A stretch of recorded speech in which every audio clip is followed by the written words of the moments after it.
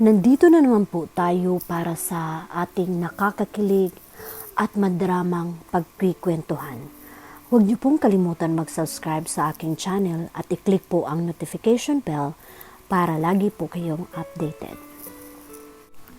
Hinding-hindi niya gagawin ang pagluwas na ito kung hindi lang siya ipinagtabuyan ng kanyang inay. Natatakot siya. Babae siya at tulad ng kanyang kuya Dindo ay hindi pa rin naluluwas ang Manila kahit minsan.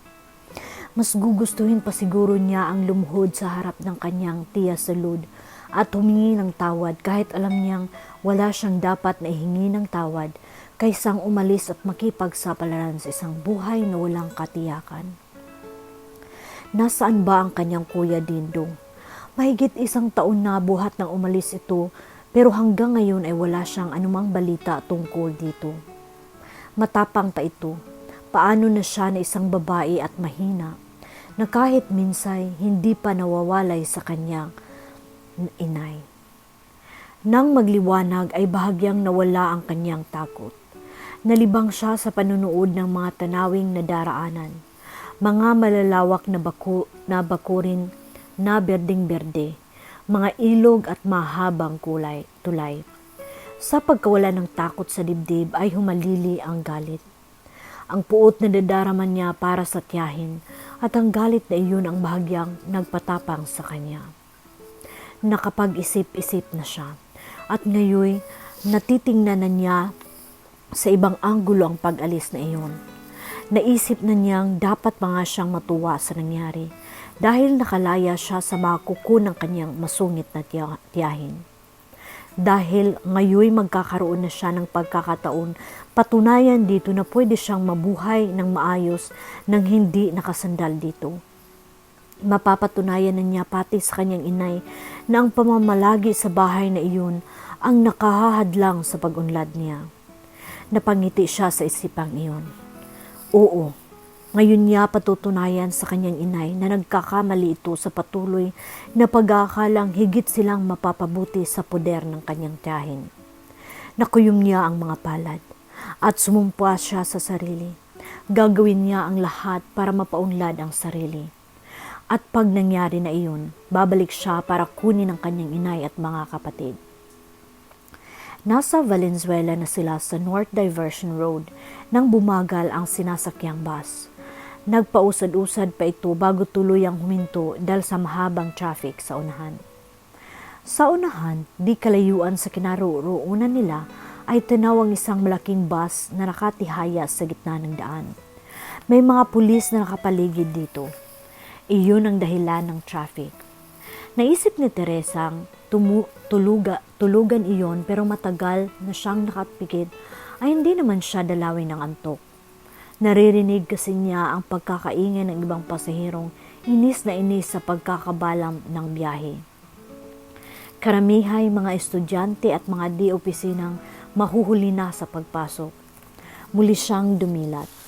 Ilang sandaling nagkandahaba-haba ang liig sa pagtingin sa nakatihayang bus sa unahan. Iginala ang paningin sa labas ng bintana. At noon hagip ng kanyang mamata ang maliit na karatulang iyon na nakapako sa isang malagong puno ng akasya. Wanted, expert mananahi. Iyon ang nakasulat sa karatula. Sa bandang ibabay nakasulat ang taong dapat kausapin, ang telephone number at address. Sandali siyang nag-isip. Nagpalipat-lipat ang tingin niya sa karatula at sa nakatihayang bus sa unahan nila. Tumayo siya at kinuha sa may ulo ng lagayan ng bag ang dala-dalahan. Nagmamadali na siyang bumaba ng bus. Nilapitan niya ang karatulang nakapako sa puno. Kinabisa ang address na nakasulat doon, pati na ang pangalan ng taong dapat nakausapin. Nang matiyak na hindi na niya malilimutan ang mga iyon, ay dali-dali nang lumakad patungo sa Valenzuela toll gate. Ipinagtanong niya sa isang tindahan ang address sa karatula.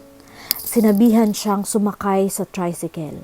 Alam na raw ng mga tricycle driver ang address na iyon. Malayo rin ang tinakbo ng tricycle na sinakyan niya bago ito huminto sa harap ng isang malaking bahay na halos itago ng napakataas na pader. Kung hindi sa maluwag na gate na bakal na nababantayan ng dalawang security guard, ay hindi mo masabi kung ano ang nababakuran ng mataas na pader na iyon. At tubili siyang lumapit sa malaking gate matapos magbayad sa tricycle. Parang hindi siya makapaniwalang ang malaki at napakagandang bahay na iyon ang tinutukoy na address sa karatula. Pero hindi naman magsisinungaling ang malalaking numero at pangalan ng kalye na nakapinta sa mataas na pader. Iyon ang address na kinabisa niya. Nilapitan siya ng isa sa dalawang security guard nang makita ang pag-atubili niyang lumapit. Tinanong siya. Sinabi naman agad niya ang sadya. Lumapit ang kausap sa ikalawang gwardya, bumulong. Pagkatapos niya ay nagmamadaling tinungo ng ikalawang gwardya ang bahay. Pumasok at makaraan ng ilang saglit ay lumabas kasama ang isang babaeng nasa 40 ang edad. Mistasahin ng babae. At sa kabila ng edad ay kita ang iwing ganda. Magara ang bihis nito. Nahulaan agad ni Teresa ang iyon ang may-ari ng bahay. Sinanyasan siya ng gwardyang lumapit. Kakaba-kaba siyang lumapit sa babae. Ang security guard ay nagbalik na sa pwesto nito. Anong kailangan mo? Tanong ng may edad na babae kay Teresa. May nabasa po akong wanted na mananahi sa may superhighway. Dito po ang nakalagay na address. Bahagyang napailing ang babae. Naku, noong isang buwan pa namin ikinabit ang karatulang iyon, may nakuha na kami. Ganoon po ba? Tumango ang babae. Gumuhit ang lungkot sa mukha ni Teresa. Saglit na hindi nito malamin ang gagawin o sasabihin. Mahusay ka bang manahi? Tanong uli ng maedad na babae. May bahid na ng pagkaawa ang boses nito. Maaari po ninyo akong subukan. Saglit na tinitigan ng babae si Teresa. Hinagod siya ng tingin mula ulo hanggang paa. Halika, sumunod ka sa akin. Nagpaunang pumasok ang babae sa loob. Sumunod si Teresa. Natilihan siya nang makita ang loob ng bahay. Napakaganda niyon. Napakarangya. Mayaman din ang kanyang tiya sa lud at maganda ang bahay. Pero malayong malayo iyon sa bahay na ito. Naalala tuloy niyang pumasok siyang hindi naguhubad ng suot na sapatos. Dali-dali niyang tinanggal ang sapatos, agad siyang pinigilan ng babae nang makita ang ginagawa niya. Hayaan mo na iha. Nakakahiya naman po. Isuot mo na uli iyan. Nagalangang muling isinuot ni Teresa ang sapatos. Nagtuloy sila sa isang maluwag na kwarto na higit na mukhang opisina kaysa kwartong tulugan. Kahit mayroong isang suluhang kama sa isang tabi. Sa may bungad ng kwarto ay mayroong isang makinang panahi at sa pinakadulo ay isang mesang nara na ginagamit ng mga nag-oopisina. Buhat sa kahong nasa tabi ng makina ay naglabas ng isang tabas na tela ang babae. Inabot iyong kay Teresa. Punda ito ng mga throw pillow na ginagawa namin. Kaya mo bang gawin ito? Tumango si Teresa. Ibinigay sa kanya ng babae ang tela. Naupo siya sa harap ng makina. Inayos sa forma ang tela at saka isinubo sa makina. Nagsimula siyang manahi. Mabilis ang kilos niya pero naroon ang katiyakan sa ginagawa at ang kaukulang pag-iingat. Natapos niya ng mabilis at maayos ang punda. Nang iabot niya sa babae ang tinahi, ay sakalang ito parang nagising sa mahimbing na pagkakatulog. Hindi halos makapaniwalang sa ganoong kadaling sandali ay natapos niyang tahiin ng maayos ang punda. Abay, napakaganda mo palang manahi saka mabilis. Ngumiti siya. Salamat po. Nasiyahan, sinipat-sipat na muli ng babae ang punda. Talagang pulido ang pagkakatahi. Saan ka ba dati nananahi? Sa amin po, sa Bataan. Sa isang maliit na garment factory lang po. Mananahi ka roon? Nagdi-design rin po ako. Mga duster po kasi at mga bestida ang tinatahi namin doon. Nako, halika nga doon sa sala at mag-usap tayo. Ikaw ang gusto kong maging katulong dito sa aking papalaking business. Inakbayan ng babae si Teresa at sabay na silang lumabas ng kwartong iyon. Ano nga pala ang pangalan mo? Teresa po. Ako naman si Soledad. Tita Sul na lang ay tawag mo sa akin. Iyon ang tawag ng mga mananahi ko sa akin eh. Nagtuloy sila sa sala. Tinawag ni Soledad ang isang katulong at nagpadulot ng inumin. Ang ginagawa namin dito, mga punda ng unan at throw pillow, apron, kubre-kama at lahat ng mga nasa loob ng bahay. Nakakapag-export na ako. Dito sa atin, ang pinakamalaking kong outlet ay ang Shoe Mart at Rostan's. Itinuwid ni Teresa ang pagkakaupo sa sofa. Asiwang-asiwa siya sa pagkakaupo sa mamahaling upuan iyon. Napansin ni Soledad ang pagkaasiwa niyang iyon. Muli hinagod siya nito ng tingin mula ulo hanggang paa. Humantong ang mga mata nito sa dala niyang maliit na bag na nakapatong sa kanyang kandungan. Bakit ba ang pakiramdam ko'y parang naglayas ka sa inyo, ha? Hindi kumibo si Teresa. Kinagat nito ang mga labi. Bakit pa parang gusto niyang maiyak? Tinitigan siya ng mataman ni Soledad. Tika muna, Teresa. Tatapatin kita. Impressed agad ako sa trabaho mo, pero hindi kita basta-basta makukuha kung mayroon akong dapat na ipangamba sa pagkuha sa iyo. Kunin na po ninyo ako, misis. Pangako, magiging mabait ako. Magiging masipag ako. Gusto ko munang malaman kung totoo ang hinala kong naglayas ka nga sa inyo. Nagkaila si Teresa.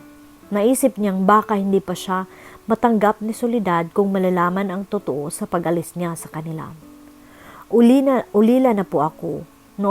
Naisip ko lang pong baka swertehin ako sa Maynila kaya ako umalis sa amin. Bakit mukhang malungkot ka? Bakit mukhang problemado ka? Nalulungkot lang po ako dahil napalayo ako sa mga kakilala ko at mga kaibigan. Dito po kasi wala man lang akong kakilala kahit isa. Nakahinga ng maluwag si Soledad. Wala naman pala akong dapat ipag-alala sa iyo. Di kung gusto mo'y dumito ka sa akin. Nag-iisa lang naman ako dito eh. Makakatulong lang ang kasama ko at yung mga mananahi ko pag ganitong araw. Ang pamilya po ninyo, isang pilit ng ngiti ang sumilay sa mga labi ni Soledad. Dalaga ako, Teresa. Hindi nakakibo si Teresa. Hindi ako malungkot sa pag-iisa kung iyan ang iniisip mo. Madalas din naman akong dinadalaw ng mga pamangking ko dito eh. Kinuha ni Soledad ang baso ng juice at inabot kay Teresa. O inumin mo ito at nang maipakilala kita sa mga mananahi ko sa likod bahay ang shop ko. Inabot niya ang baso ng juice. Tinungga iyon ng sunod-sunod. Teka, gusto mo bang dito sa akin tumira? Kung hindi pa ako magiging kaabalahan sa inyo, wala nga po akong matutuluyan eh. Bueno, dumito ka na sa akin. Aawasan na lang kita sa pagkain mo. Yung pagtira mo dito, libre na. Naku, salamat po, napakabait ninyo. Ngumiti lang si Soledad, tumayo na ito. Halika, sasamahan kita sa magiging kwarto mo. Sumunod siya sa matandang dalaga. Pumanhik sila ng bahay. 5 ang kwarto sa itaas. Sa pinakadulo siya dinala ni Soledad. Dito ka. Nakahawak si Soledad sa pinto. Hindi gaanong kalakihan ang kwarto pero may mga gamit doon. Isang suluhang kama, tukador at built-in closet. May isang misita at 2 silya. Maganda ang kwartong iyon sa kabuuan. Mamahalin ang mga maliliit na kwadrong nakasabit sa dingding. Natitigilang napatingin si Teresa kay Soledad. Bakit? Nagtatakang tanong ng magiging amo. Nakakahiya naman po yatang dito ako. Napakaganda ng kwartong ito. Bahagyang napatawa si Soledad. Wala namang gumagamit ng kwartong iyan. Kaya nga iba ang kwarto'y wala ring gumagamit. Pasok na at nang makita mo ng husto. Alanganin pa rin pumasok si Teresa. Hindi nito mailapag ang dalang bag. Iyon lang ba ang magamit mo? Nakatingin si Soledad sa maliit na bag. Marahang tumango si Teresa. Hayaan mo, bibigyan kita ng mga pinaglumaan ko. Kahit pambahay ay magkaroon ka. Iwan mo na dyan at isasama na kita sa patahian. Ang patahian sa likod bahay ay isang mahaba at maluwag na kwartong idinugtong sa pinakabahay. May 4 na hanay ng mga high-speed machine na tigsa 10 bawat hanay. Sa isang sulok ay nakatambak ang mga telang tinatahi. Sa isa pang sulok ay ang magawa ng mga produkto nila tulad ng punda ng unan, bedsheet, apron at iba pa. Karamihan sa mga mananahi babae at iba'y mga kasinggulang marahil ni Teresa. Pero ang karamihan ay may mga edad na. Mayroon siguro mga 10 lalaking mananahi na pawang mga kabataan pa rin.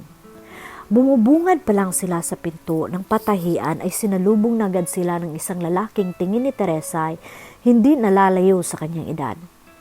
Guwapo ang lalaki at maganda magdala ng damit. Nakangiti itong lumapit sa kanila. Kitang-kita ni Teresa ang buo at mapuputi nitong ngipin. Jeffrey, ito si Teresa. Dito siya magtatrabaho. Nakangiting inilahad ni Jeffrey ang isang kamay para kamayan si Teresa. Alanganin naman itong nag-abot ng kamay. Siya si Jeffrey Teresa. Siya ang namamahala sa pag-i-export ng mga produkto natin. Nasa quality control din siya. Ikinagagal kitang makilala, Teresa. Isang mahinhing ngiti ang itinugo ni Teresa. Sa probinsya, hindi siya nasanay sa ganitong pakikipagkamay kahit ipinakikilala siya. Natitiyak kong magugustuhan mo rito, Teresa. Malaki ang kikitain mo dito. Mababait pa ang mga katrabaho mo, lalo na itong si Tita Sul.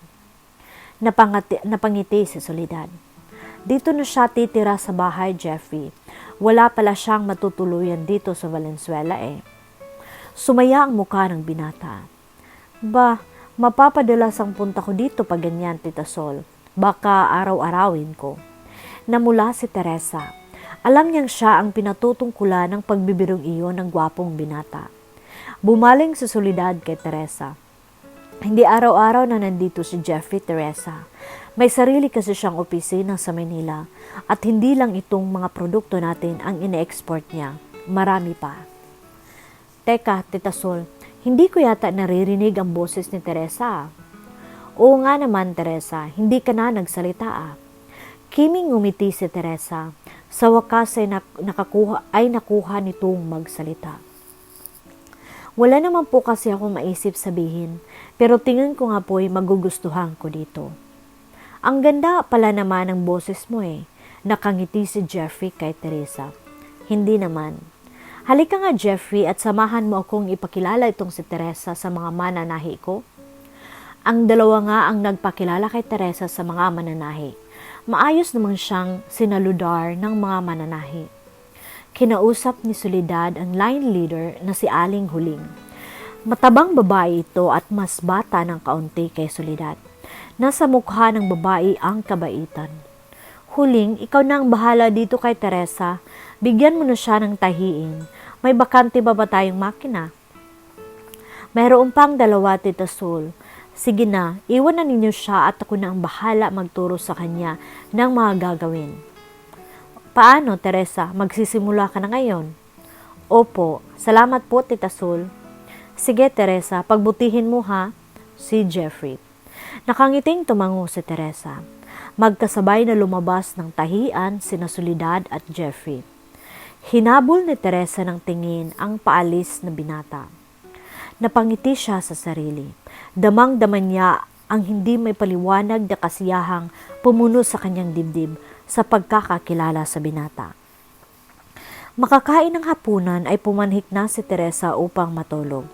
Niyayaya siya ni Soledad na manood muna ng telebisyon pero magalang siyang tinanggihan ng paanyaya. Hindi dahil sa nahihiya siya. Manapay gusto na muna niyang magpahinga sa nadaramang antok at pagod. Hating gabi na nang matulog siya ng sinundang gabi at madaling araw pa lang ay bumangon na upang agad makaalis. Pagod siya sa biyahe at pagod siya sa agad-agad na pagsisimula sa kanyang manahi. Maraming piraso rin ang nagawa niya sa maghapong iyon.